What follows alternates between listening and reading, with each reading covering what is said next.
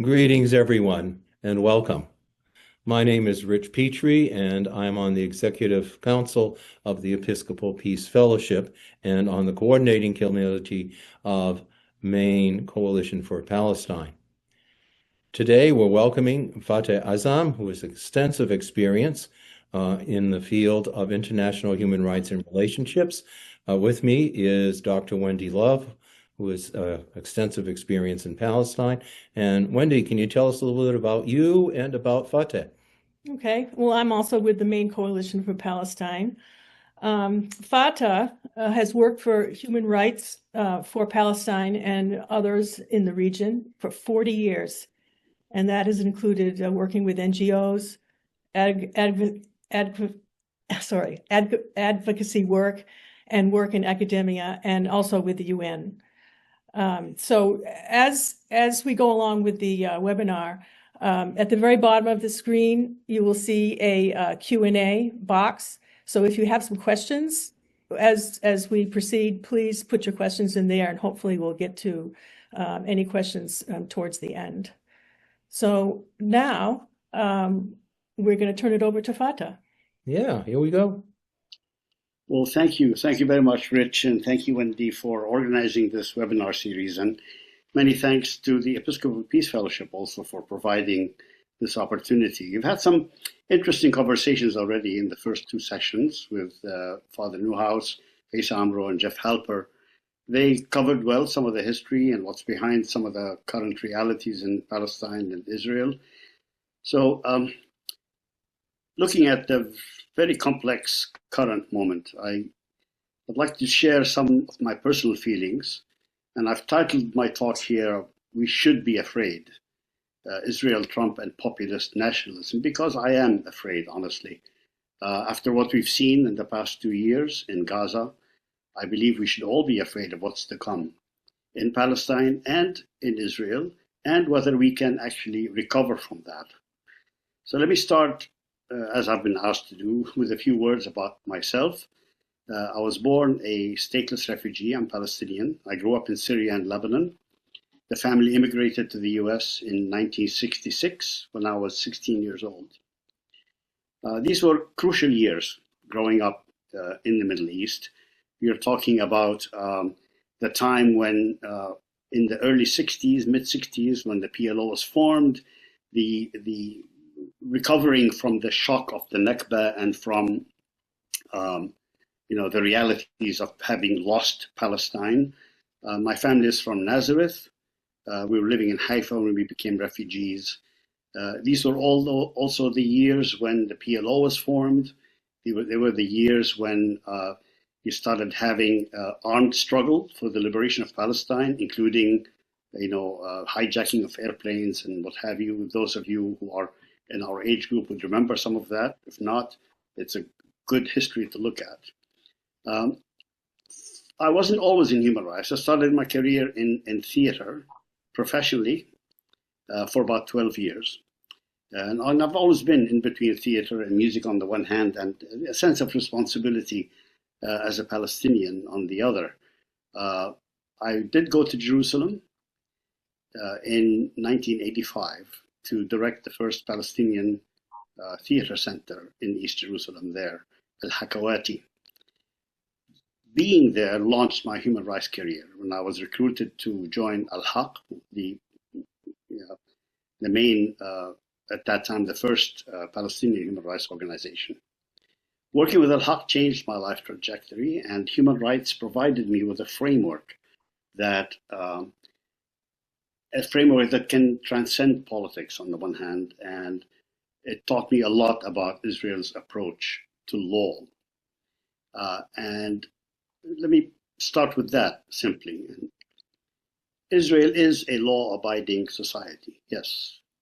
But for Israel, it is the law of rules rather than the rule of law. Because they use the law in the same way as they've always used the gun, as a tool. If they don't like the law, the strategy is to, first of all, dispute its applicability to their unique situation. So, for example, they've always disputed the applicability of the Geneva Conventions, of the laws of armed conflict, of even the Hague Convention on occupied territory to them, because in their understanding, they didn't take away the West Bank from anybody in their interpretation. So therefore, occupied territory doesn't apply. So therefore, it becomes suddenly administered territories. So the other aspect, the other approach they have is to reinterpret meanings. So for example, as I just said, occupied territory becomes administered territory, or disputed territories, if you like. And I remember one time we worked at Al-Haq in documenting, using hundreds of cases of people that had been in Israeli detention, and documenting incidents of systematic and studied policy of torture in Israeli prisons, right? And that actually made some waves, because it was the first time actually others that had actually began to read that, oh my God, Israel actually tortures people. So that moved things within Israeli society. It got to the High Court. What did the High Court decide? It says, oh, absolutely, torture is illegal. You may not engage in torture. But given our unique situation, sometimes forms of moderate physical and psychological pressure may be used. Now, how do you define moderate and psychological pressure? Well, that's in a secret annex that only the Israeli government and the interrogation specialists can see. So therefore, they torture, but they don't call it torture. And this decision of the Israeli High Court, along with others before and after, established that security for the Israelis trumps all other aspects, including human rights. So, for example, that's how they justified the use of the British Defense Regulations of 1945, before the state was even established, to justify administrative detention, which is to detain people without charge or trial on the basis of secret evidence that neither the detainee or their lawyers can ever see, but the court can see, and then 99% of the cases, the court will say, yes, fine, there's a good cause for that. At any one point from the start of the state until now, there have been at least several hundred before 1967 to several thousand. Right now, I think there are 3,000 people in administrative detention, renewable periods of detention without ever being charged with anything or brought to trial. It's also security is what justifies their policy of deportations. They have deported people right and left and have been doing it since 1967. The collective punishments of home demolitions, that if you are accused of a security offense against the state, your home gets demolished, the family home gets demolished, confiscation of land. I mean, there's a whole litany of abuses. All you have to do is read Human Rights Report from 1967 on. I'm not talking about now or recent. So for the better part of the last 40 years, I've been working for the protection and promotion of human rights, not only in Palestine, but in the Arab world as well, because I believe it's all connected. I believe that if you're going to hold Israel to the fire in terms of its human rights records, you should also be able to hold Egypt and Jordan and Syria and Lebanon and all of them is also to the fire for their human rights record. And I sincerely believe that the international community had indeed learned some lessons from World War II. The so-called rules-based global order emerged as a system of global governance based on 4 overarching principles. First one is people's right to self-determination and freedom from subjugation by others. I believe that was a principle in the post-World War II era. That international cooperation, multilateralism, and diplomacy are the basis for organizing global relationships and for conflict resolution. That respect for individual and collective human rights and fundamental freedoms is another basis. The Universal Declaration of Human Rights, you remember, was passed in 1948, 3 years after the establishment of the United Nations. Several dozen human rights and human rights law treaties, humanitarian law treaties and conventions were ratified by the vast majority of states today. Some with universal ratifications, the 4 Geneva Conventions relative to the conduct of war and the treatment of prisoners and wounded and civilians are all universally ratified around the world, including by Israel. And finally, the establishment of some adjudication mechanisms like the International Court of Justice, International Criminal Court, etc. Now, I knew, of course, that these important global developments were still very tightly controlled by the powers that were victorious in World War II, who made certain that they would maintain full control of all decision-making in the world. But I did convince myself that at least some euphemistically called an imperfect system was slowly taking root and growing over time. I spent decades advocating for and teaching about international law, refugee law, the laws of armed conflict, and the global responsibility to protect civilians, vulnerable populations, human rights, democracy, and the rule of law.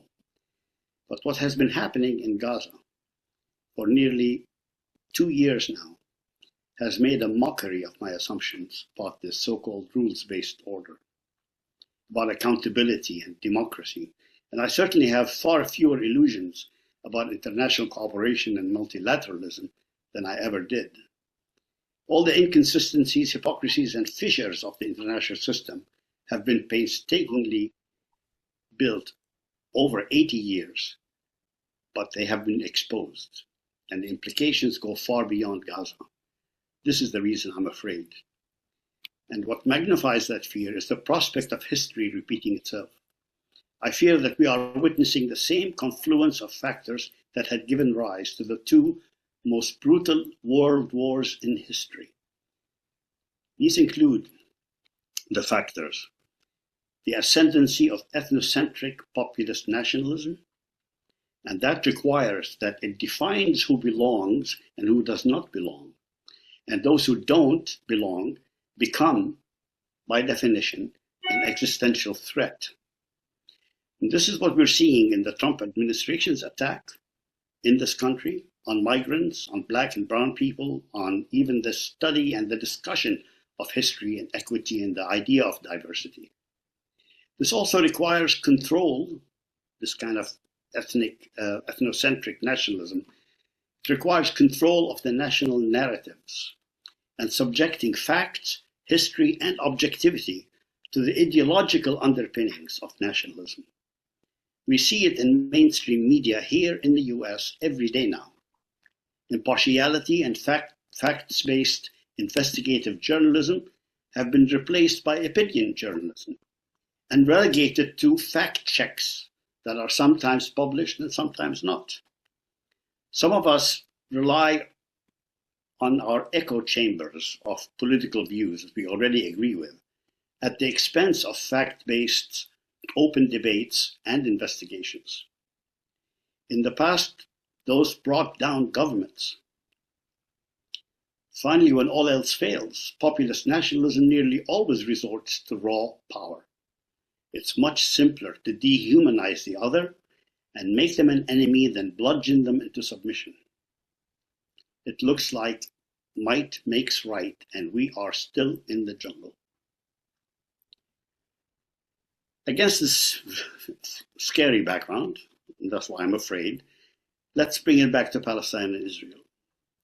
First, Israel is perfectly at home in such a political environment.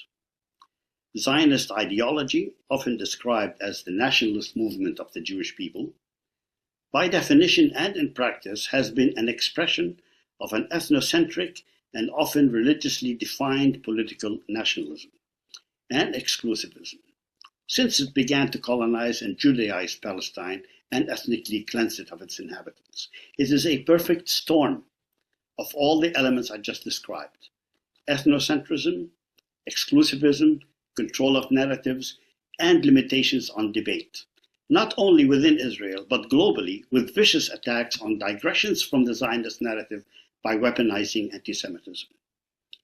Undergirding all of that is, of course, the exercise of brutal and unmitigated military might. In 2018, all its pretenses to democracy fell off when the Knesset passed the nation-state law, saying that the right to self-determination in the country, quote, is exclusive to the Jewish people, unquote, with serious implications for more than a quarter of its population who are not Jewish. The international community, and here I really mean the West, has been complicit through the provision of material or diplomatic support, the overpowering combination of the Holocaust, Western states' guilt, and biblical narratives thousands of years old, added to vestiges of settler colonial mindsets and plain old racism. They made Zionist claims to Palestine appealing. To accept this narrative necessitates the active suppression of Palestinian narratives and of the actual facts of history, as we are seeing today. The Trump administration and its evangelical allies are more than happy to oblige. Today, I believe that Israel and its American allies are the biggest threat to international multilateral peacemaking institutions, like the UN, and possibly to international law itself, rendering the prohibitions on the most heinous and brutal crimes that were committed in living memory: genocide, crimes against humanity, and apartheid. It may be the case that seeing starving children daily is now, after 2 years of destruction, causing American liberals to grow something that resembles a conscience. So where do we go from here? Is there hope? I honestly don't know. And I am afraid, and I think we should be. And perhaps our conversation now, together with Wendy and you all and with Rich, will lead us into that, into some thinking together about where we go from here. But I just wanted people to be aware of how serious the threat to what you think you know about the world really is. Thank you. Wow. Fateh, thank you very much for a whole lot of insight and information. We do have a question from one of our listeners, which basically says, can you tell us how we can act in support? Well, I think, and I apologize for not bringing up some of this, because at least that might be a source of some hope for the future, which is the extent of mobilization that's happened around the world, including in this country. You're seeing hundreds of thousands of people out on the streets. You see a lot of engagement.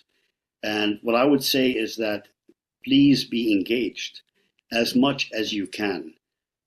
Go into coalitions with people. Talk to everybody that you know. Talk to your friends. Talk to your families. Try to join any group of people that is, whether they're doing a standout on the street or calling, your congressional representatives, or writing letters, opinion pieces in your local papers. I think we really need to make the movement to create a change, to demand that this government and our elected representatives in the US really do an about face on what they're doing. There is a sign of hope a few days ago when Bernie Sanders presented a resolution in the Senate. And actually, for the first time ever, more than 30% of Senate Democrats, 30% voted against it. And the largest a majority of Democrats, which is about 34 Democratic senators, I believe, actually voted for the resolution.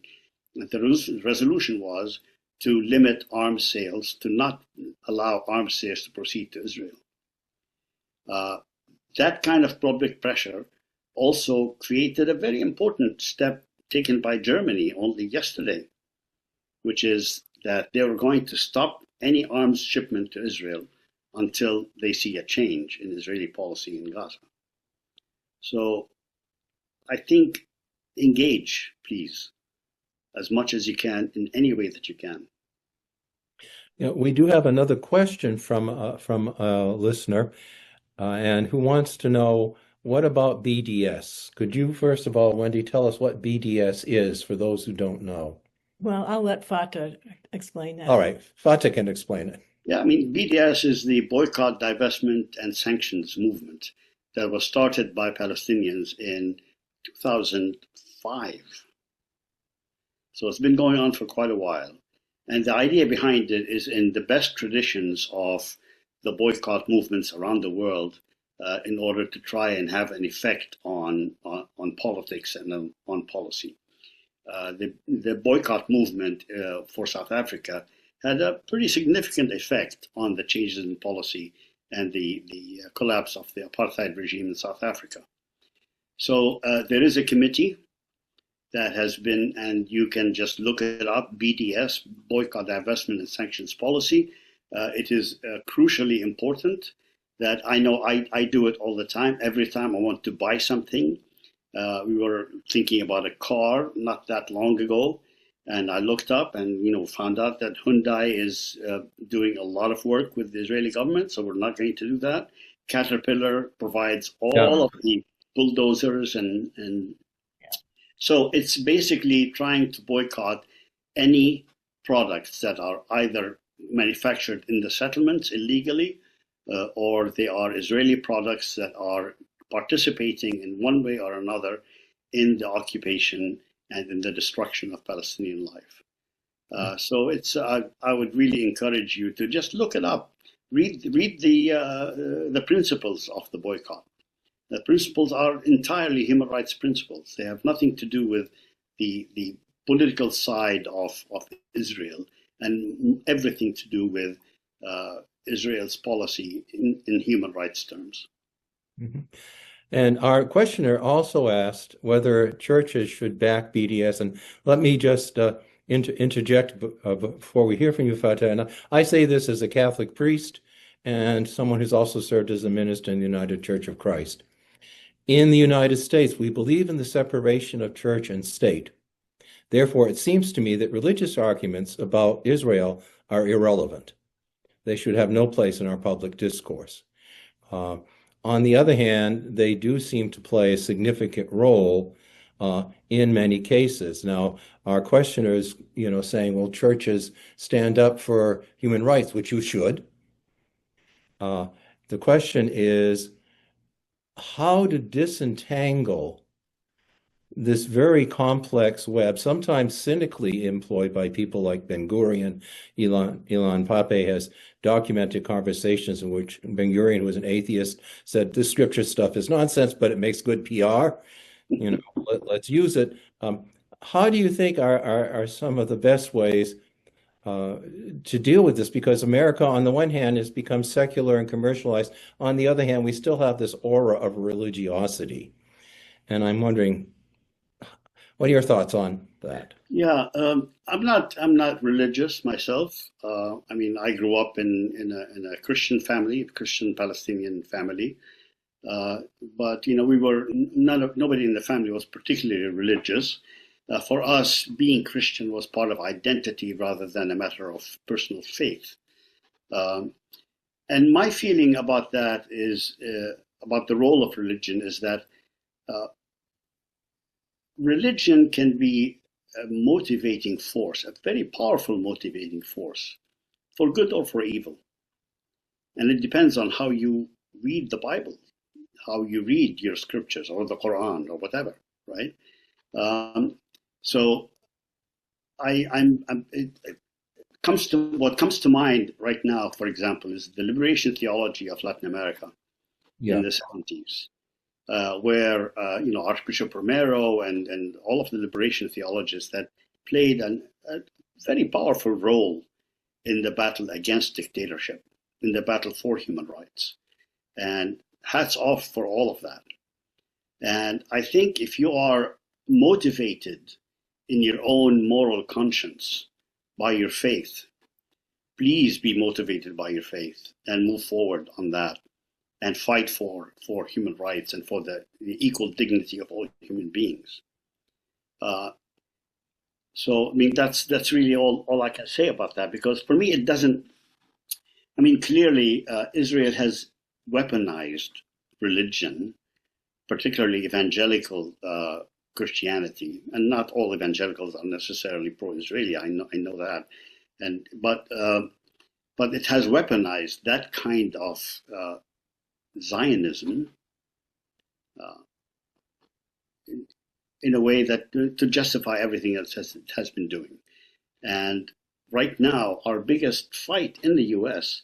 is with that wing of the evangelical church that has, been exercising outsized influence on the policies of many people in this administration, including the U.S. ambassador to Israel, Huckabee.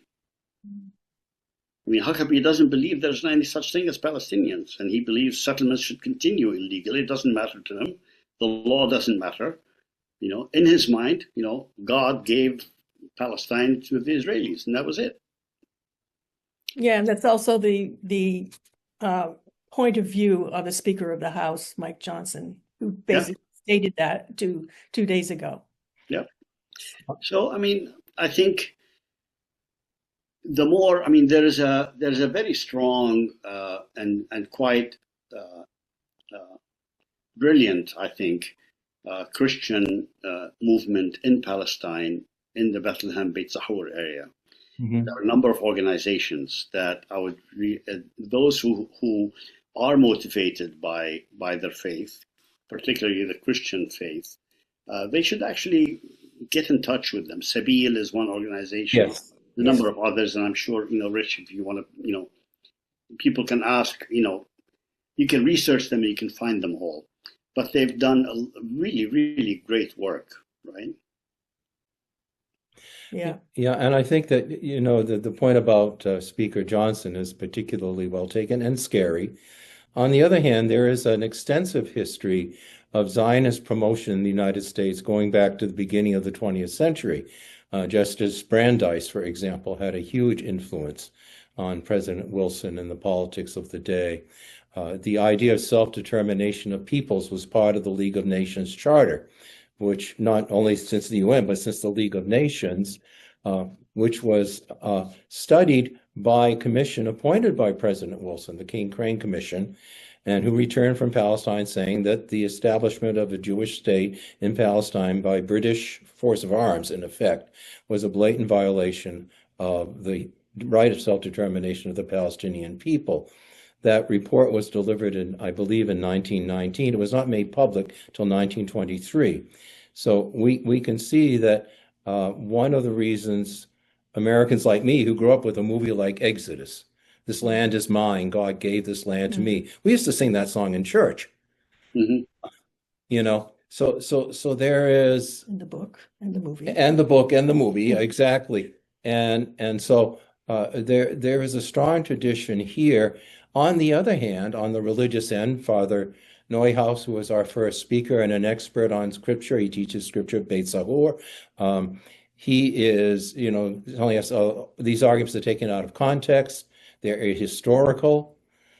We have Rabbi Weiss of Nature Kalta on the extreme conservative side of Judaism, who has called Israel a criminal undertaking, hijacking Judaism for their purposes, and that Zionism has nothing to do with race or religion. We have the Tikkun movement here, who's saying the same thing. So there's a lot going on. I'm wondering, how aware are Palestinians of the fact that they at least have some support outside of Palestine? Yeah, I think they're quite aware, and this has been going on for quite a long time, actually. The problem isn't the existence or lack of support. The problem is how that support can translate into a change of policy at that governmental level. Yeah. And I think this is what we're dealing with now.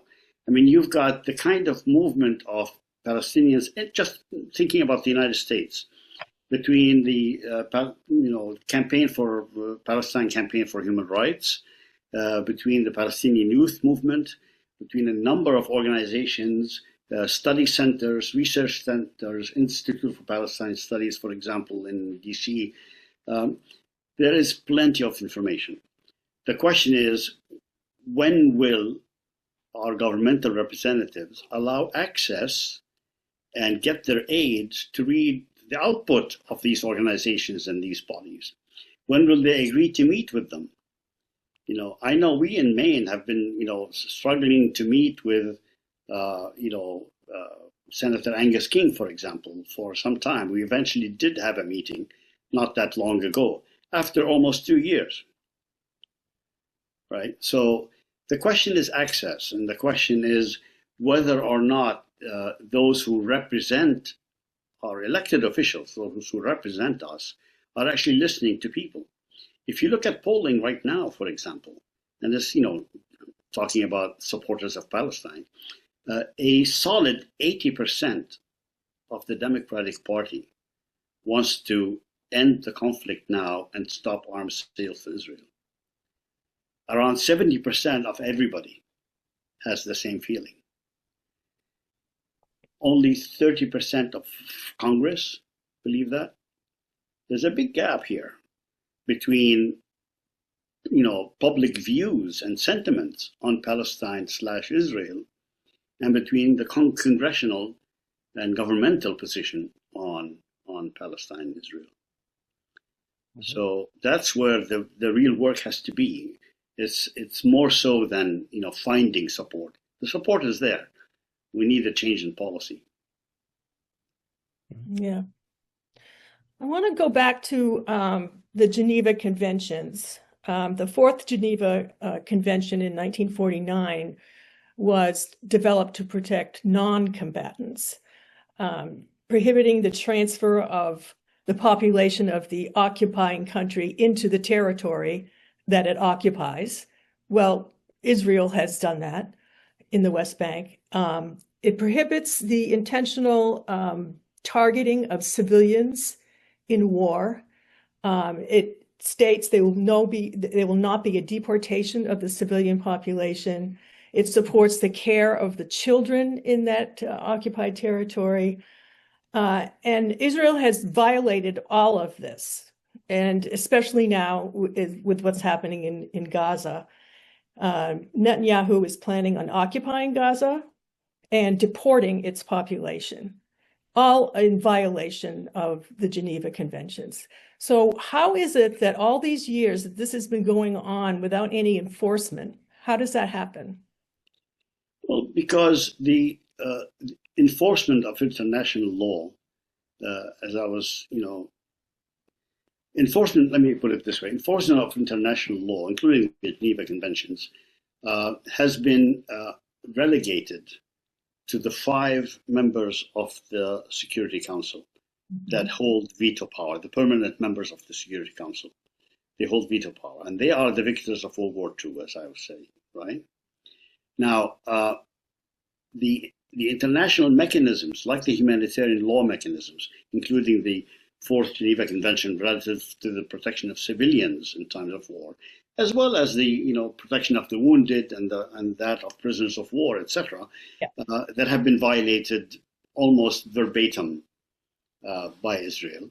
The only mechanism really is for some of those crimes that have become so severe, so grave, that they trigger what is called universal jurisdiction in international law, which means that any state that is a member, and these are called, and if you look at I think it's Article 147 or 148, it's the article on grave breaches of the Geneva Conventions, right, of the Fourth Geneva Convention.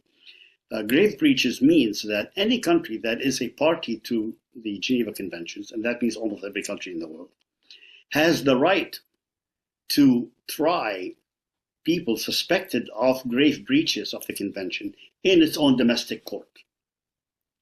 So you're not talking about necessity of an international criminal court, for example, or the Court of Justice. It is a legal responsibility on the part of the US and of Britain and of Germany and of Poland and all of them, that when they have someone suspected of a grave breach of the Geneva Conventions, and those breaches, those crimes, serious crimes, are listed in another article in the Geneva Convention, then they have the responsibility and the legal obligation to try them in their courts. Has it happened? No, because it requires also political will.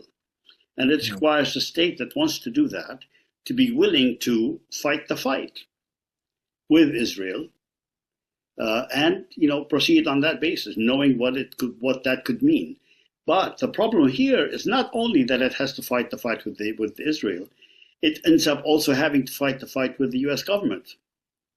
Mm-hmm. And as we're seeing right now, for example, with respect to accountability, Israeli accountability, is that when the International Criminal Court even considers, for example, admitting Palestine as a state member of the ICC, of the Rome Statute that established the ICC, the U.S. government applies sanctions against it. When the ICC issues, the prosecutor Khan issued indictments against Netanyahu and Gallant and others, including the assassinated Hamas members, for war crimes and crimes against humanity, calling for them to all member states are supposed to actually arrest those who are indicted and bring them for trial in The Hague by the International Criminal Court. The U.S. government sanctions Khan and sanctions members of the International Criminal Court and sanctions members of the committees, including, the committees to investigate what Israel did in Gaza in 2014 and 2009, not just in the last 2 years. This has been going on for decades, is what I was trying to say earlier. It's that impunity, it's that lack of accountability that empowers Israel to continue doing what it's doing without any accountability and without anything to hold it back, right? And if you have an administration like the current one in Washington, in the White House, then it's not just a matter of support for Israel. They actually begin to do the same things through those sanctions, right? The most recent one is also the sanctioning of Francesca Albanese, the special rapporteur on human rights in occupied territories. Francesca is a friend and was a former colleague. We worked together at the UN, and she's a wonderful person, totally committed to human rights principles and ideals, right? And she issues her reports without holding back. She doesn't play games. Special rapporteurs and independent experts are exactly that, independent. They serve in their personal capacity. They don't represent any governments. They don't represent any interests. They serve as experts in the various human rights issues that they are tasked with. But they get sanctioned too by the US government. So I kind of lost track of where we were to lead us. That's it. But it sounds like it's mostly been on the part of the United States. Oh, yeah. Preventing. Would you agree with that? Absolutely. And not only in terms of the human rights paradigm and all the examples that I gave, but also in the Security Council. Yeah. The main reason why Israel has been able to do everything it's been doing for the last 60 years is U.S. vetoes. The U.S. has vetoed over 40 resolutions that deal with Israel in one way or another in a way that Israel doesn't like. So the U.S. vetoes it, period. The system is paralyzed. Because it requires 100% voting on the Security Council in order to... Not quite that. It requires that none of the 5 permanent members cast a negative vote. Right. That's the veto. So it doesn't have to one be... vote. One vote. One vote. The whole thing. Yeah. Yeah. Okay. So you have 15 members of the Security Council. You can have 14, or let's say 10 members for and 5 against. If one of the permanent members is one of the 5 against, the resolution doesn't pass. If none of the 5 members are against, the resolution will pass fine with 10 to 5. That's not a problem. Okay. But it's that negative vote that creates that veto. And the US has actually been totally, not only complicit, but a total architect of Israeli impunity for over the last many, many decades, not just in the last 2 years. We have a few more questions from our listeners, Fateh. Two of them are related, so I'll read them both and preface that by recalling that in our first webinar, I asked Father David Neuhaus, who is a Jewish citizen of Israel, whether or not Israel was conducting a war on Hamas, and his answer was no, it's a war on the Palestinian people. Okay. Putting that into context, our two questions are, what do Israeli authorities owe the Palestinian residents of, quote, their land? How you frame that point in face of Hamas's military campaign. The second question is, how much do the Palestinian people support Hamas, and what does Hamas plan to do to stop the intentional genocide? Right. Can you repeat the first part? I kind of missed that. Okay, the first question was, Yeah. what do Israeli authorities owe the Palestinian residents of, quote, their land, and how do you frame that point in face of Hamas's military campaign? Right. Okay.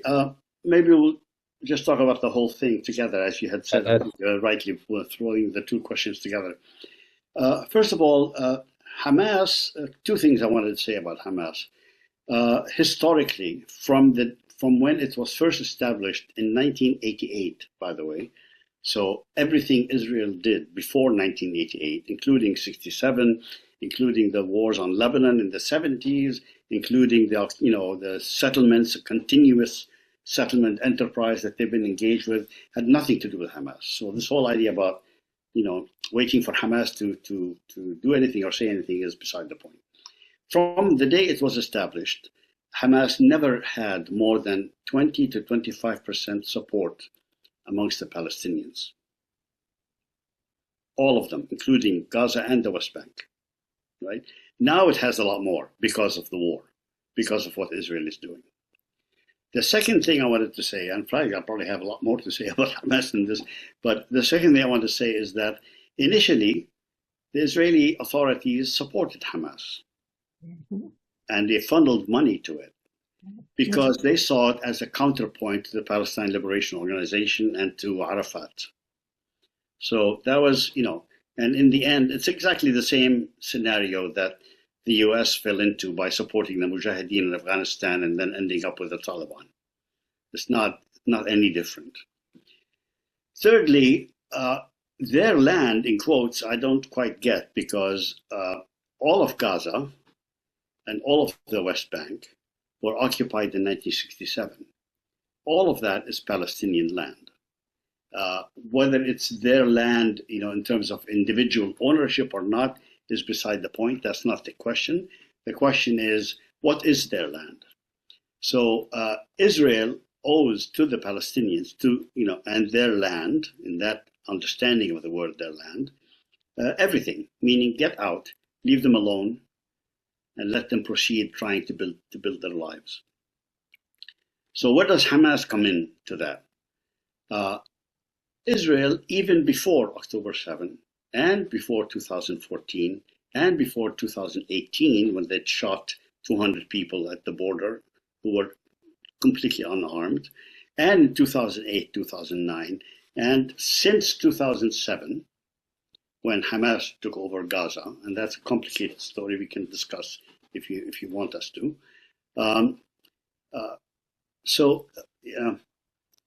Even before all of that, right?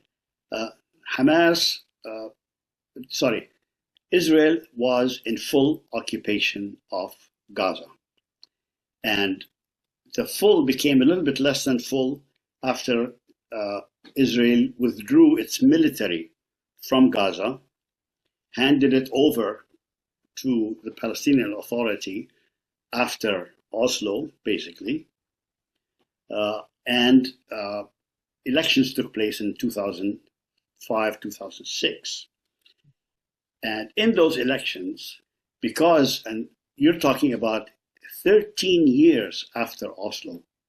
Oslo was signed in 1993, right? So it was 13 years after Oslo that the Palestinians were able to have their first elections. And the frustration with the failure of the Oslo framework, because it was supposed to be only a step for 5 years, and then things are going to start moving forward with the election, leave territories, the beginning establishment of a Palestinian state. That's back in 93. Nothing happened. Because of frustration, people voted for Hamas. Hamas won a slim majority in the Palestinian legislative elections.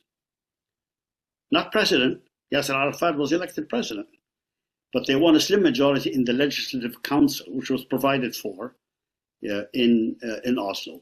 And that was slated by one of the main observers of that election, President Jimmy Carter, as one of the freest, more open elections in the Arab world, period.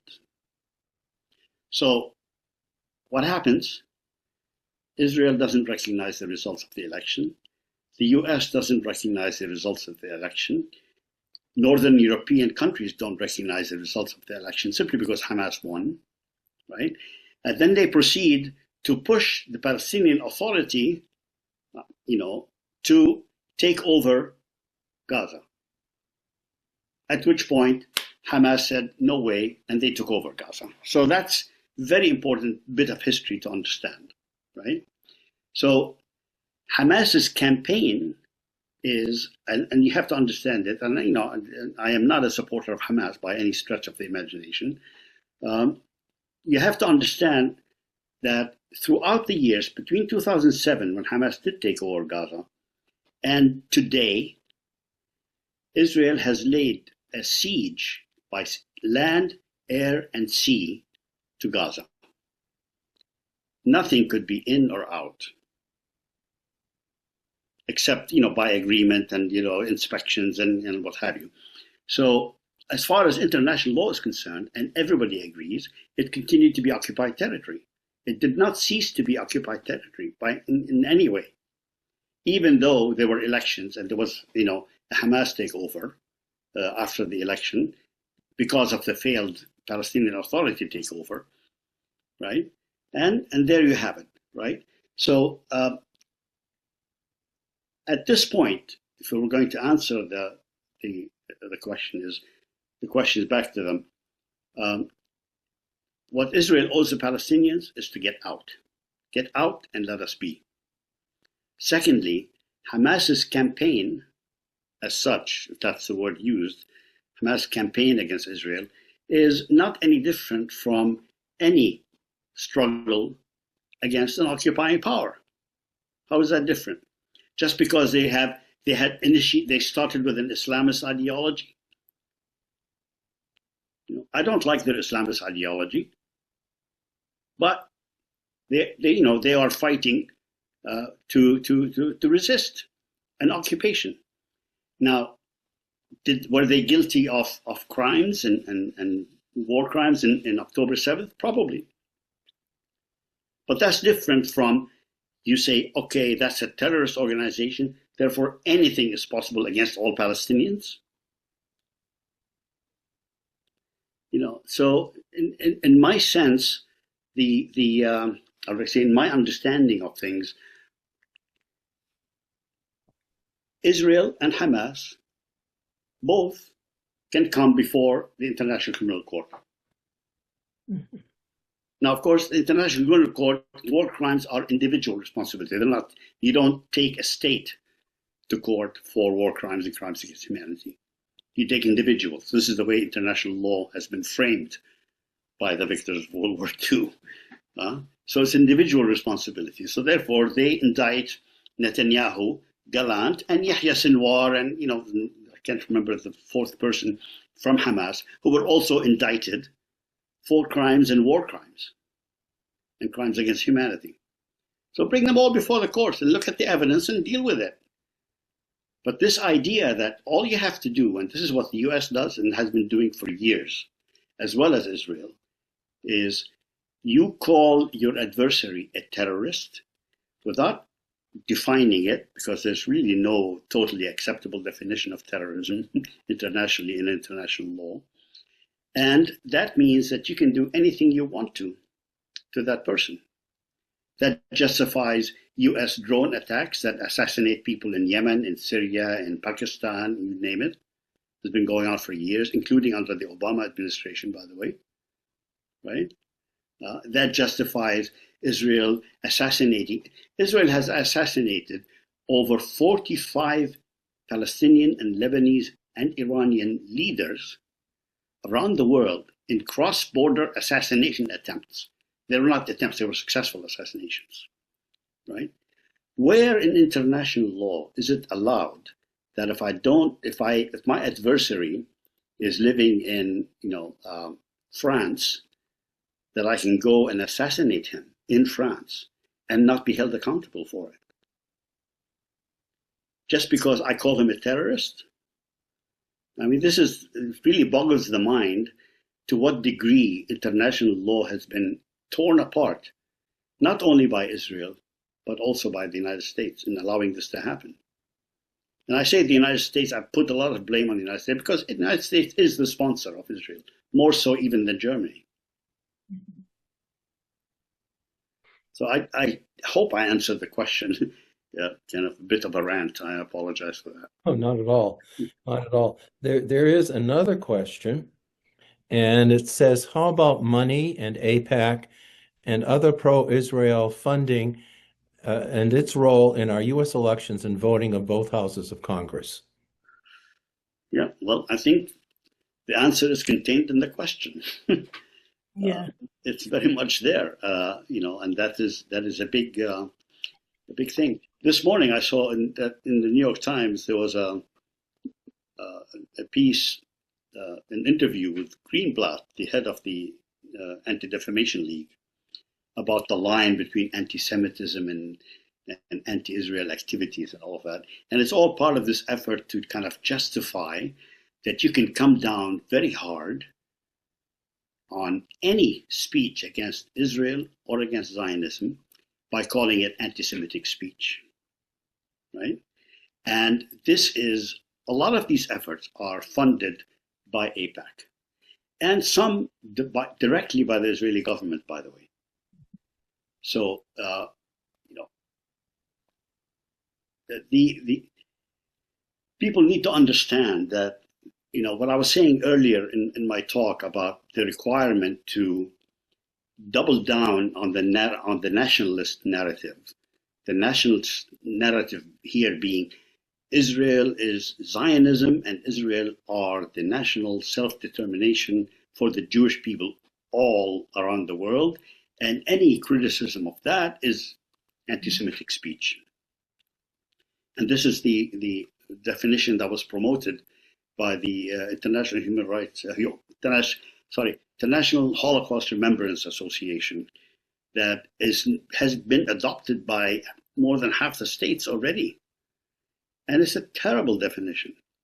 By contrast, Jewish Israelis in Jerusalem issued the Jerusalem Declaration, and I would encourage you all to look it up.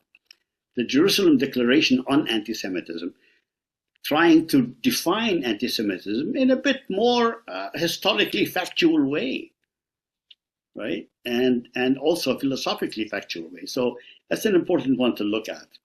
So to finish that point, nothing that AIPAC does surprises, right? Given what their raison d'etre, right? They are there to support the state of Israel. Of course, because their money is coming from a lot of wealthy donors in the US, there may have some money coming from the Israeli government. I don't know. I cannot claim it because I haven't seen any information on that. But even as a lobby group that is not only lobbying our political system in support of a foreign government, not registered as a foreign agent, but it is also throwing money hand over fist to ensure that anti-Israeli or those who don't support Israel don't get elected to Congress. We've seen them bring down Cori Bush and Booker, right? Yeah. So it's very dangerous to allow that to happen. And people need to bring that up. They need to bring up the registration of AIPAC as a foreign agent. And they also need to bring up a number of non-profit organizations, including the ADL, by the way, whose activity on behalf of a foreign government, Israel, may be in violation of their charitable status in the US, non-profit status. Something to look at. Education is one thing. Advocacy and lobbying is another. Okay, thank you. I'm going to change the subject just a little bit because we're starting to run out of time. You mentioned how, in your initial talk, how our media and journalism has been affected by nationalism and so forth. Now, for our audience, do you have any sources where you feel like the articles and the journalism is honest and fact-based if they want to learn more about what's happening in Israel and Palestine and Gaza and in the Middle East in general? I mean, I personally have found The Guardian to be very good, and the Middle East Eye, but do you have any other? Yeah, I was going to mention both. Guardian and Middle East Eye are certainly more objective than New York Times or the others. I would also look at, and again, it's hard to figure out total objectivity. Yeah. Because you're talking about. I also have an understanding of the world that some might consider leftist, or not quite moderate, if you will, right? So I would tend to go for that as well, and that's part of the echo chamber dilemma we find ourselves in. But I find a lot of the interviews and videos that Democracy Now! Does quite helpful and useful. Quite a loud representation you can find by the work in the work of Mehdi Hassan and Ziteo. So there, some of their longer pieces, less so the interviews, and Mehdi Hassan likes the polemic debates and the shouting at each other kind of environment.